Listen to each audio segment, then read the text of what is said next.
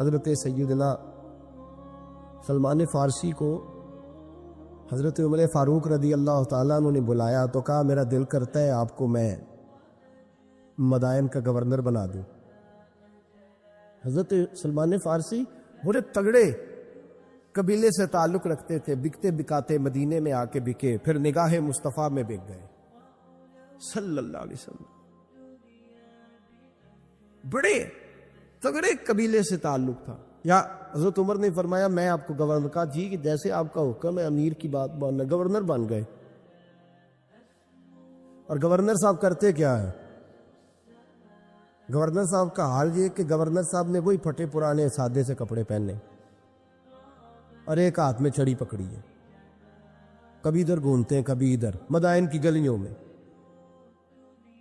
Governor صاحب گھوم رہے۔ اللہ اکبر، جہاں سواریاں اترتی تھی نا شہر کی، لوگ جو کرایہ لے کے گھوڑوں پہ سوار کرتے تھے، جہاں وہ لا کے اتارتے تھے، وہاں ایک شخص اترا، مہمان آیا کسی کے گھر میں مدائن۔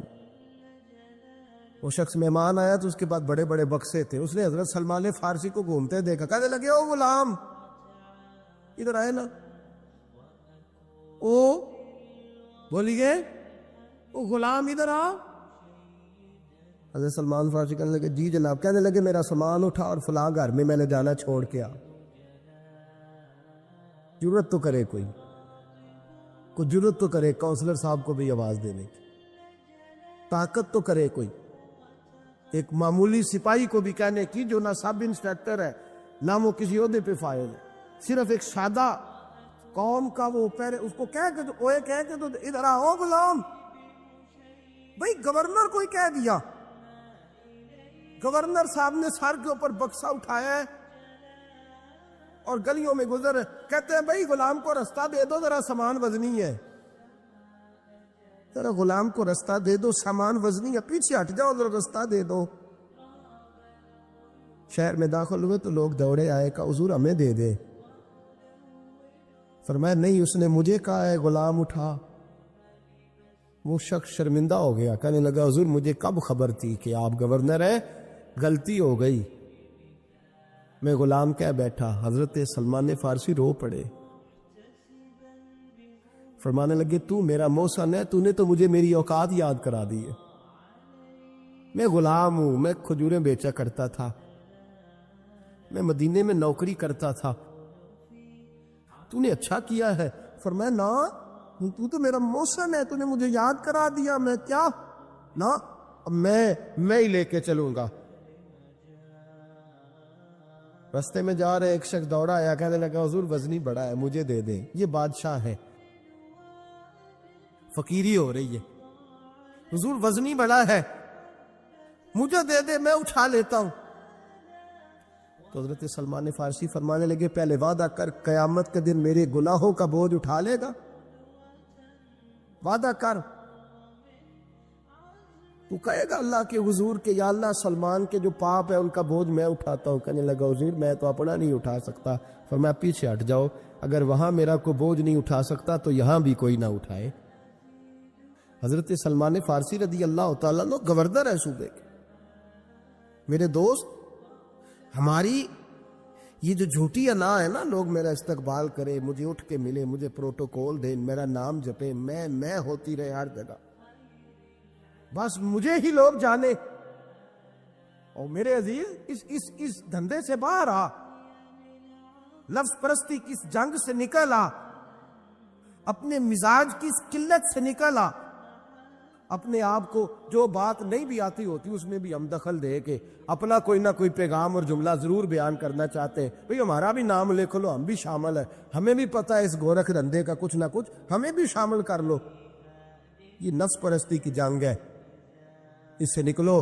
اگر رب کریم نے بادشاہی دی ہے تو اس میں فقیری کرو۔ حضرت سلمان فارسی رضی اللہ تعالیٰ عنہ اور حضرت ابو دردہ کے درمیان بھائی چارہ تھا۔ مکے سے مدینے جب لوگ آئے تو حضور نے بھائی بھائی بنایا تھا، ان کے درمیان بھائی چارہ تھا، تو ابھی پردے کی آیات نازل نہیں ہوئی تھی تو لوگ ایک دوسرے کی طرف جاتے تھے۔ حضرت سلمان فارسی رضی اللہ تعالیٰ عنہ حضرت ابو دردہ رضی اللہ تعالیٰ عنہ کے گھر میں تشریف لے گئے تو دیکھا کہ ان کی بیوی بڑی غمگین بیٹھی۔ تو ہم نے فرمایا بہن کیا ہوا؟ تو کہنے لگی تمہارے بھائی کو دلچسپی کوئی نہیں رہی، ہر روز روزہ رکھ لیتا ہے اور ساری ساری رات نفل پڑھتا ہے۔ حضرت سلمان فارسی کہنے لگے ٹھیک ہے کر لیتے ہیں بندوبست۔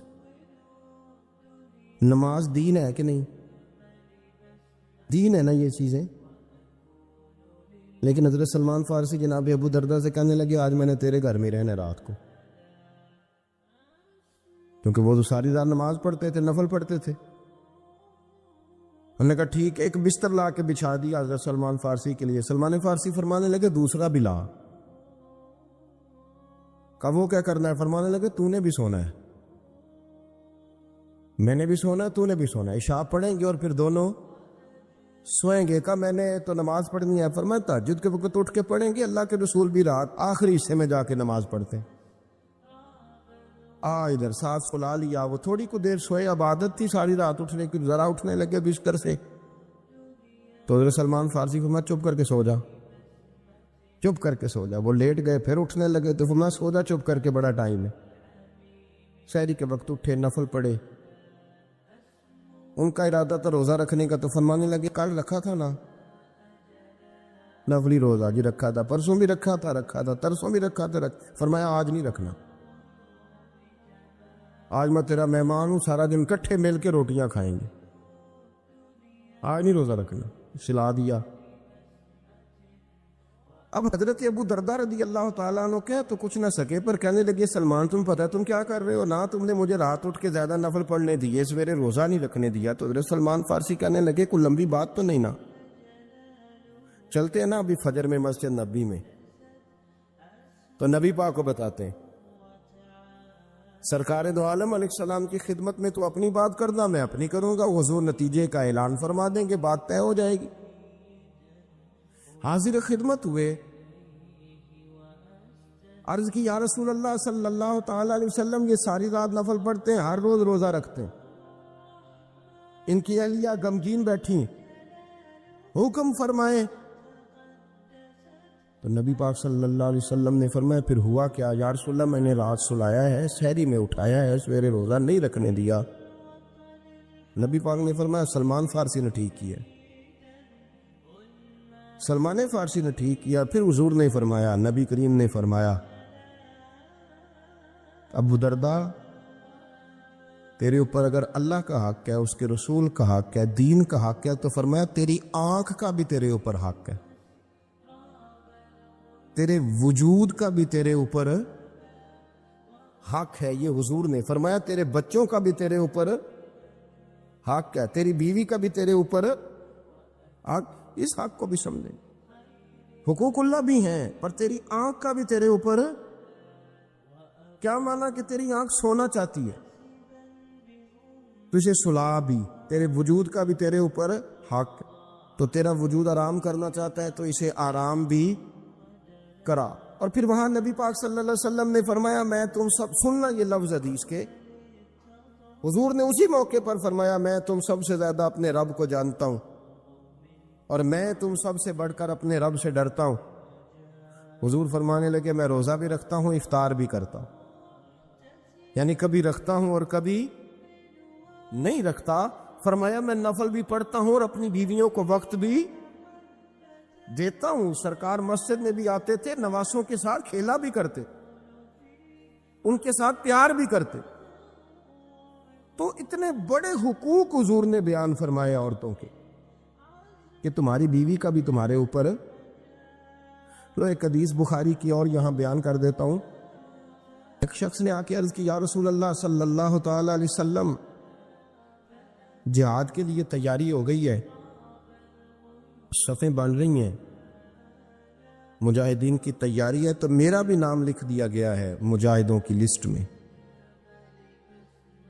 لیکن یا رسول اللہ صلی اللہ تعالی علیہ وسلم میری بیوی نے حج کی تیاری کر لی ہے اور میرے دوستوں نے، صحابہ نے میرا نام مجاہدین کی لسٹ میں لکھ دیا ہے، تو میرے لیے کیا حکم ہے؟ یہ بخاری مسلم ہے۔ تو نبی پاک صلی اللہ تعالی علیہ وسلم نے فرمایا جہاد پہ کوئی اور چلا جائے گا تو بیوی کے ساتھ حج کرنے جا، اسے محرم کی ضرورت ہے، وہ تیرے بغیر کیسے جائے گی؟ مجاہدین کو تو اور مجاہد مل جائے گا، پر تو اپنی بیوی کے ساتھ جانا.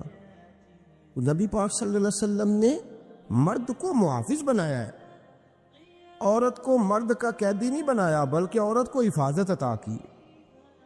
جوانوں، سادہ زندگی آسان ہوتی ہے. یہ جو زیب و زینت والی زندگی ہے یہ مشکل بڑی ہے. آپ یقین کریں، جن لوگوں نے کپڑے پہننے ہیں نا پردے کے لیے، وہ بڑے سوکھے ہیں، جو بھی مل گیا پہن لیا. اور جنہوں نے دکھانے کے لیے پہننے ہیں، وہ بڑی مصیبت ہے کہ یار میں نے اتنا مہنگا جوڑا پہنا ہے، کسی نے تعریف ہی نہیں کی. کوئی تعریف کر دے تو پھر کہتے ہیں دیکھا نا آنکھیں چندے آ گئی نا دیکھ کے، اور نہ کرے تو کہتے ہیں جال ہی گیا ہے پورا. ایک جملہ نہیں بول سکا، چونکہ مزاج ہے نا. یہاں جو آدمی کھیت سے اٹھ کے آیا نا چارہ کاٹتا، تو اس کو جہاں بھی موقع ملے گا اس نے بیٹھ جانا ہے، جمعہ پڑھنا نکل جانے. اور جس بچے نے 4-5 ہزار بالوں والوں کو دیا نا سیدھے کر دے ذرا میرے، وہ بڑا پریشان ہے کہ میں نے اتنی محنت کی ہے کسی بندے نے دیکھا بھی نہیں. سادہ زندگی آسان ہوتی ہے، بندہ سوکھا رہتا ہے. اور جو تکلفات والی زندگی ہے، لوگ تعریف کریں، لوگوں سے کچھ، وہ مشکل ہے. حضرت مولا علی اتنی حکمت، اتنی دلیری، اتنے بڑے آدمی، لیکن ایک دن نا نبی پاک صلی اللہ تعالی علیہ وسلم کو پتہ چلا کہ حضرت فاطمہ زہرا میں اور جناب علی میں کسی بات میں رائے کا اختلاف ہوا ہے. تو حضرت علی ناراض ہو کے چلے گئے، حضور ڈھونڈنے نکلے. یہ بخاری میں موجود ہے. سرکار ڈھونڈنے نکلے تو دیکھا کہ حضرت علی نا مسجد نبوی کے ساتھ ننگی زمین پر ایک چادر بچھائی تھی. تو وہ جب سوئے حضرت علی تو آپ نے کروٹیں بدلی تو چادر بھی تھوڑی سی رک گئی. تو سارے کپڑوں کو مٹی لگی ہوئی ہے اور آرام سے حضرت مولا علی شیر خدا آرام کر رہے ہیں. میں جوانوں آپ سے کہتا ہوں، یہ زندگی سوکھی ہوتی ہے. میں نے کھیت کی وٹ پہ، بننے پہ، کھیت کے کنارے پہ کسان سوتے ہوئے دیکھے ہیں.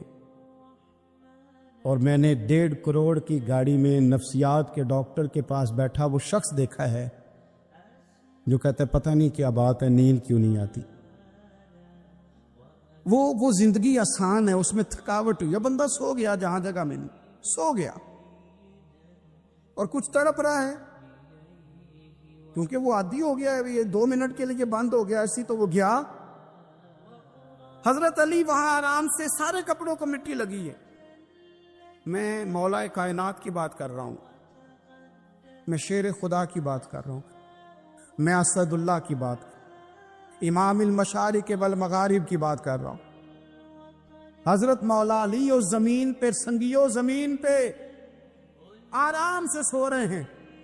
میرے محبوب گئے اور جا کے فرمایا یا ابو تراب، او مٹی والے اٹھ جا. کپڑوں کو مٹی لگی تھی نا، مٹی والے اٹھ جا. لفظ کیا، یا ابا تراب، او مٹی والے. حضرت علی کو ساری حیات ظاہرہ جس نے بھی ابو تراب کہا، جناب علی بڑے ہی راضی ہوئے، خوش ہوتے تھے، فرماتے تھے یہ مجھے کہو، یہ میرے نبی نے مجھے کہا ہے. اور مٹی والے اٹھ جا. آپ کی زندگی کی جو سادگی ہے، میں آپ سے عرض کروں، ہمارے تکلفات ہمارے اپنوں کو بڑا پریشان کرتے. ایک دماغ وہ ہوتا ہے جو جہاں بٹھاؤ بیٹھ گیا، تو بوڑھا سسر بھی سکون میں ہے، ساس بھی آرام. اور ایک وہ ہے کہ جو ہر بات میں بگڑتا ہے کہ یہ چادر میرے شایان شان تھی جو بچھائی ہے، تو پتہ نہیں ہے میں کون صاحب ہوتا ہوں، تم نے میری مرضی کے مطابق فلانا کام نہیں کیا. آپ یقین کریں سسر بیچارہ ادھار پکڑتا پھرتا ہے کہ داماد صاحب آ رہے ہیں، ہر بات میں رٹا، ہر بات میں جھگڑا. میرے پاس سنگی دور دراز سے آتے ہیں تو میں دیکھتا ہوں کہ اپنا لہجہ ہے، تو کچھ لوگ اتنے میٹھے، اتنے پیار والے آتے ہیں کہ یوں محسوس ہوتا ہے کہ جیسے ان کے لیے آپ کو کوئی تکلف کرنے کی ضرورت نہیں. اور کچھ ایسے ہیں کہ آپ کو سراہنے کھڑے ہونا پڑتا ہے کہ جناب کی چائے جلدی لے آئیں. مزاج نازنی پہ بعض چیزیں گراں گزرتی.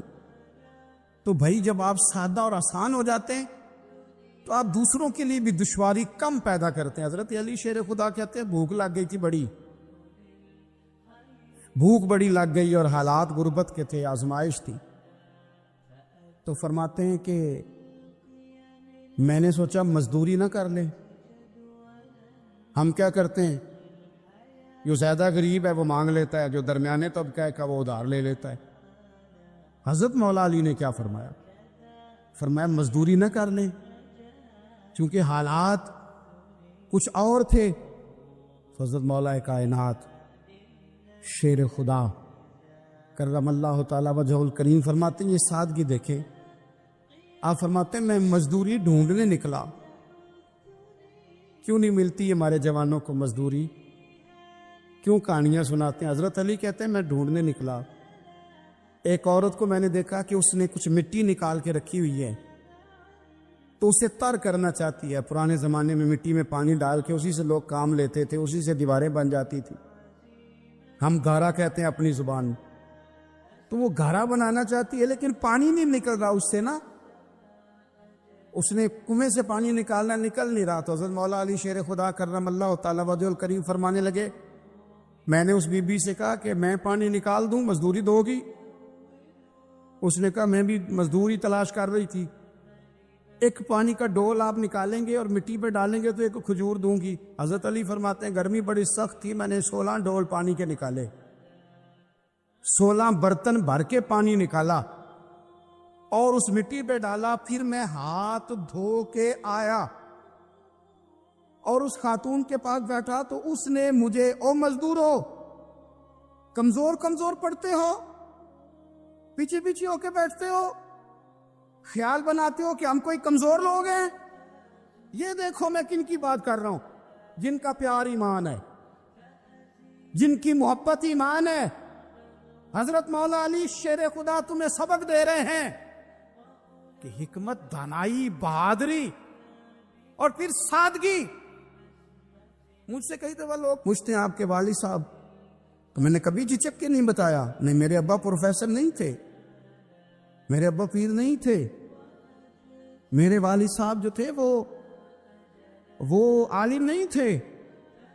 لیکن مجھے فخر ہے جب ان کا انتقال ہوا اور میں انہیں غسل دے رہا تھا تو اس وقت بھی ان کے ہاتھوں پہ چھالے تھے، اس لیے کہ وہ مزدور تھے، وہ محنت کرتے تھے. انہوں نے جیبیں کاٹ کے روٹی نہیں کھائی، انہوں نے ہمیں جو کما کے کھلایا ہے وہ محنت اور مزدوری کا ہے. میں ناز سے کہا کرتا ہوں الحمدللہ میں کسان کا بیٹا ہوں، میں اس کا بیٹا ہوں جو دھرتی کا سینہ چیر کے اناج اگاتے تھے.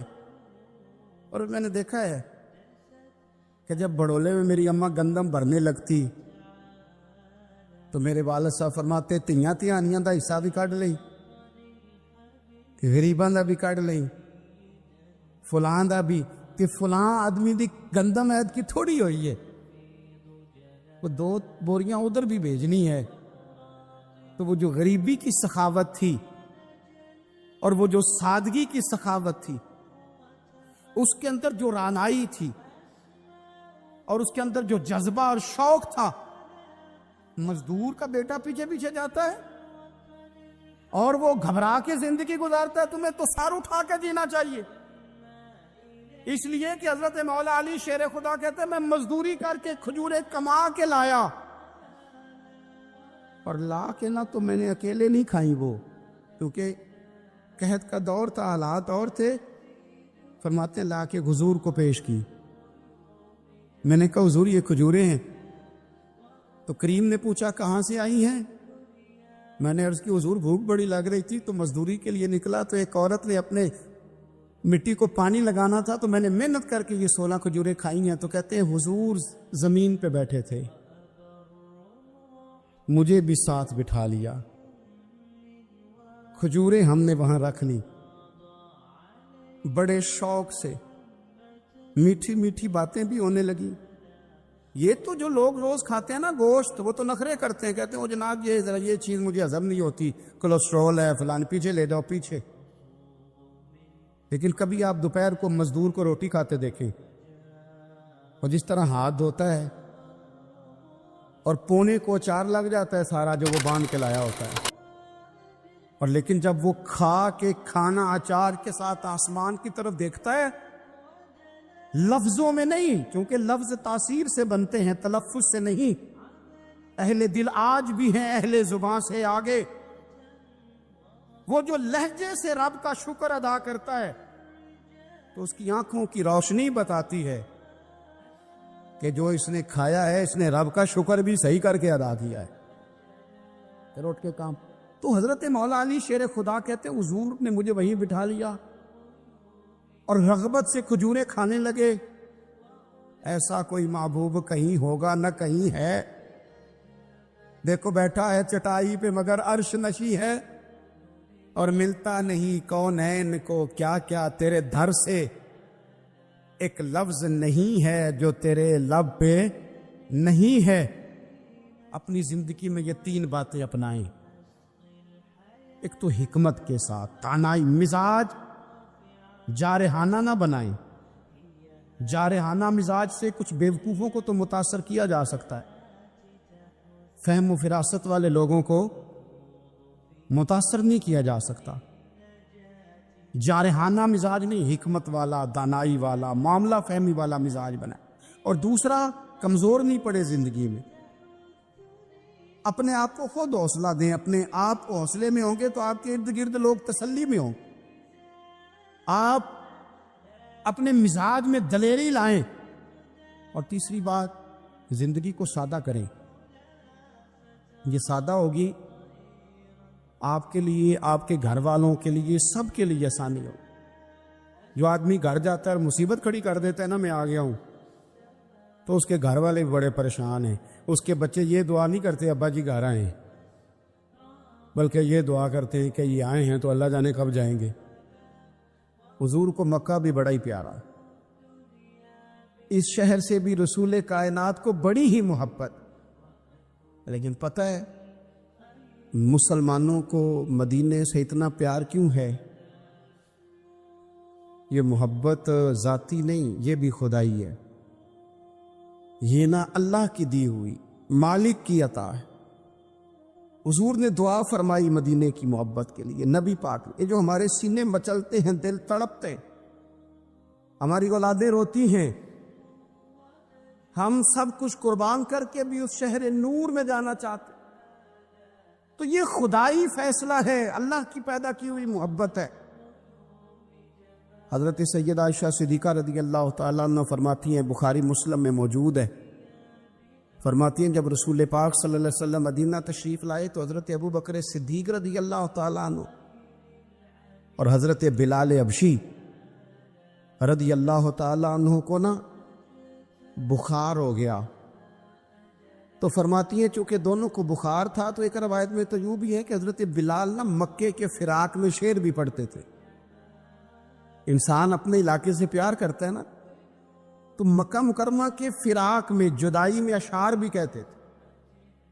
حضرت عائشہ صدیقہ رضی اللہ تعالیٰ عنہ کہتی ہیں ان دونوں کا بخار کا حال مجھے معلوم ہوا تو میں حضور کی بارگاہ میں گئی،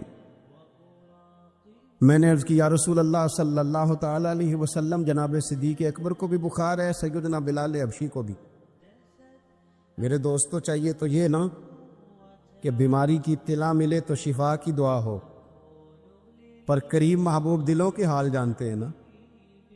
حضور نے کیا دعا فرمائی، کہا اے اللہ جس طرح ہمیں مکے سے محبت تھی نا، اسی طرح ہمیں مدینے کی محبت دے دے، بلکہ ہمارے دلوں میں مدینے کی محبت مکے سے بھی زیادہ فرما دے۔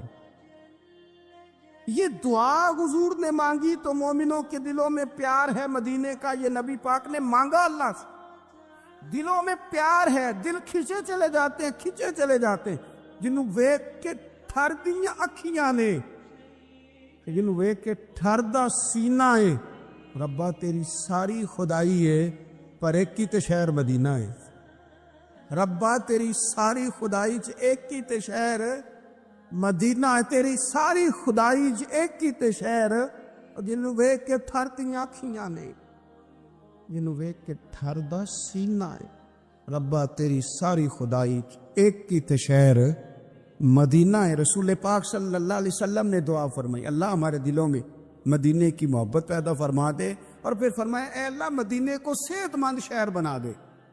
اور فرمایا اس بخار کو نا یہاں سے منتقل کر دے، جوفا کی طرف بھیج دے، اس بخار کو نکال دے، اس کو صحت مند۔ یہ کچھ دن پہلے نا عالمی ادارہ صحت نے رپورٹ جاری کی کہ عالمی ادارہ صحت نے دنیا کے سارے شہروں میں صحت کے لحاظ سے سب سے زیادہ بہترین شہر رسول ہے، مدینہ منورہ ہے، مدینہ منورہ ہے۔ ہم عالمی ادارہ صحت والوں سے کہتے ہیں تم رپورٹ نہ بھی نہ جاری کرتے، تم نے تو آج رپورٹ جاری کی ہے نا، تو یہ رپورٹ تو فرشتوں نے پہلے بنا لی تھی، اس لیے کہ حضور نے دعا کی تھی اللہ مدینے کو صحت والا شہر بنا دے۔ وہاں تو بڑے بڑے بیمار جا کے ٹھیک ہو جاتے، بڑے بڑے کمزور جا کے تندرست ہو جاتے، بڑے بڑے بوڑھے جا کے لگتا ہے توانا ہو گئے۔ وہ تو شہر ہے، کیا باتیں ہیں اس شہر کی۔ ایک دفعہ حضور کی زبان نور سے نکلا، ایک دفعہ صرف، کہ ایک اویس کرنی ہے، یہ صحیح مسلم ہے، ایک دفعہ نکلا ایک اویس کرنی ہے۔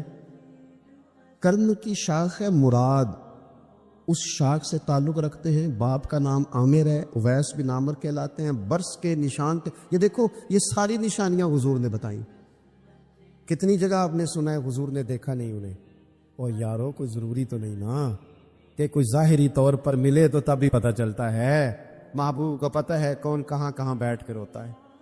لب واہ ہیں، آنکھیں بند ہیں، پھیلی ہیں جھولیاں، کتنی مزے کی بھیک تیرے پاک در کی، کتنی مزے کی بھیک ماہ مدینہ اپنی تجلی عطا کرے۔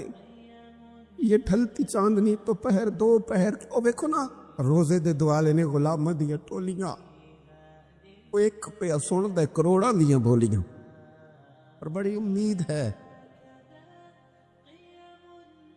بڑی امید ہے سرکار قدموں میں بلائیں گے۔ کرم کی جب نظر ہوگی مدینے ہم بھی جائیں گے، اور اگر جانا مدینے میں ہوا ہم غم کے ماروں کا تو مکین گنبد خضرا کو حال دل سنائیں گے۔ ایک دفعہ حضور نے فرمایا عمر، ایک اویس بن عامر نام کا شخص ہے، کرن کا ہے، مراد ایک شاخ ہے قبیلے کی، اس سے تعلق رکھتا ہے، ماں کا بڑا فرما بردار ہے۔ دیکھیں حضور غلاموں کی نشانیاں بتا رہے ہیں، غلاموں کی، بے خبر ہو جو غلاموں سے وہ آقا کیا ہے، اور بندہ مٹ جائے نہ آقا پہ تو وہ بندہ کیا ہے۔ فرمایا برس کے نشان ہے چہرے پہ، برس ہوا تھا وہ ٹھیک ہو گیا، درہم کے مطابق نشان ہوگا، ماں کا فرما بردار ہے۔ اور حضور نے فرمایا عمر، اس بندے کی شان اتنی ہے کہ وہ اگر اللہ کو کوئی قسم دے دے تو رب پوری کر دیتا ہے۔ فرمایا اگر عمر تیری ملاقات ہوگی نا تو اسے اپنے لیے دعا کرا لینا۔ بس طے کر لیا حضرت عمر نے، جو بندہ بھی یمن سے آئے عمر پوچھے اویس کو جانتے ہو، اویس کو جانتے ہو، جو بھی ملے نا حضرت عمر پوچھے اویس کو جانتے ہو۔ ایک وقت وہ آگے آ کے حضرت اویس خود ہی آ گئے، حضرت عمر کی ملاقات ہو گئی۔ اب ذرا دیکھنا نشانیاں بتا رہے، کہنے لگے آپ کا نام اویس بن عامر ہے، مراد کی شاخ سے ہیں، یہ چہرے پر نشان ہیں، ماں کے فرما بردار ہیں، کہاں؟ کہنے لگے اٹھاؤ پھر ہاتھ میرے لیے دعا کرو۔ حضرت اویس بن عامر اویس کرنی رضی اللہ تعالیٰ عنہ کہنے لگے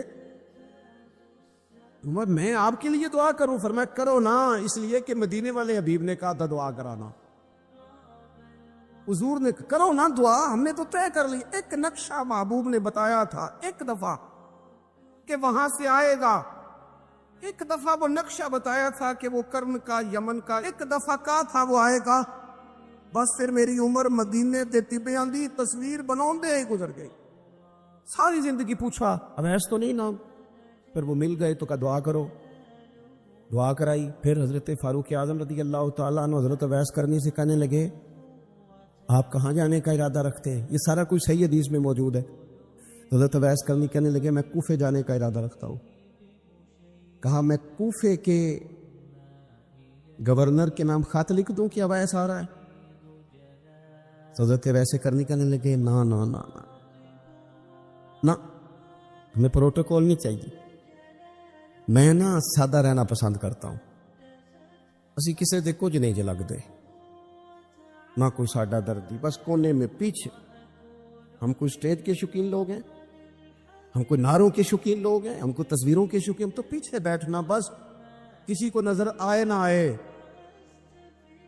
عمر نے تو خود بتا دیا نا کہ مدینے والے کی نظر میں ہیں آپ نظر میں ہیں۔ مختصر سی میری کہانی ہے، یہ جو بھی ہے ان کی مہربانی ہے۔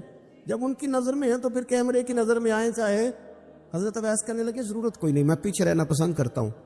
تو حضرت عمر نے کوفے بھیج دیا۔